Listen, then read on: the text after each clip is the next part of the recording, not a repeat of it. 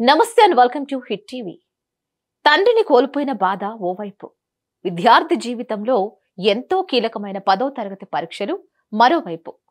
ఇలాంటి పరిస్థితిలో ఆ బాధని పంటి బిగువన భరిస్తూ ఏడాది పాటు కష్టపడి చదివిన 10వ తరగతి పరీక్షకు హాజరయ్యాడో విద్యార్థి. పుట్టెడు దుఃఖాన్ని దిగమింగుకొని పరీక్ష రాశాడు. ఈ ఘటన స్థానికులను కంటతడి పెట్టించింది.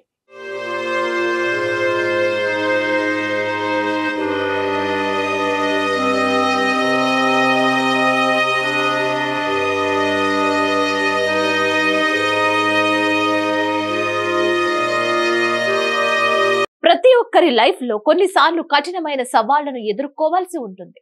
మరి అలాంటి సమయంలో విధి రాసిన రాతను ఎవరు తప్పించుకోలేరు.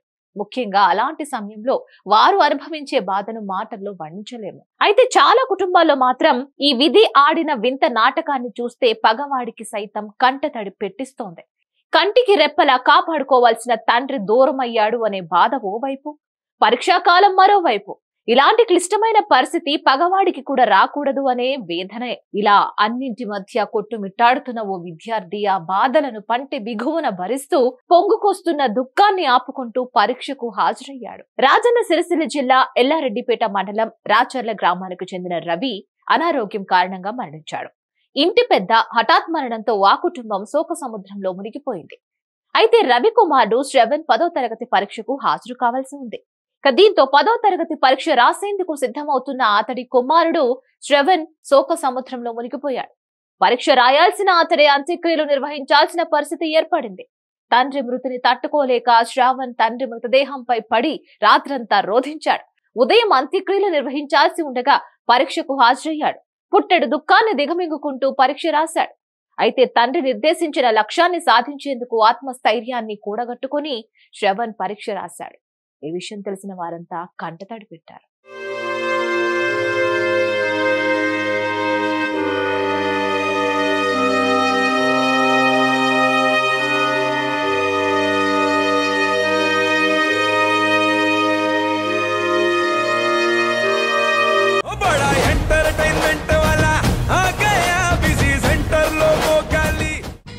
सक्कू सक्केंद्र सक्कू सक्कू बाय बाय बाय बायेंद्र भार्गव हाय बाय గిరాకి వచ్చే టైం ఏంది? కస్టమర్లు వస్తున్నాడు, రేట్ కలిపి గురి. కస్టమర్లు వస్తున్నారు కదా, మాత్రం పొగరు ఉంటది. మరి తగ్గించేద్దాం పొగర్ని. డబ్బులు కట్టేస్తావేంటి కొంప తీసి? లేదు, కస్టమర్లు ఆపేద్దాం. పదా మరి మన బిజినెస్ స్టార్ట్ చేద్దాం.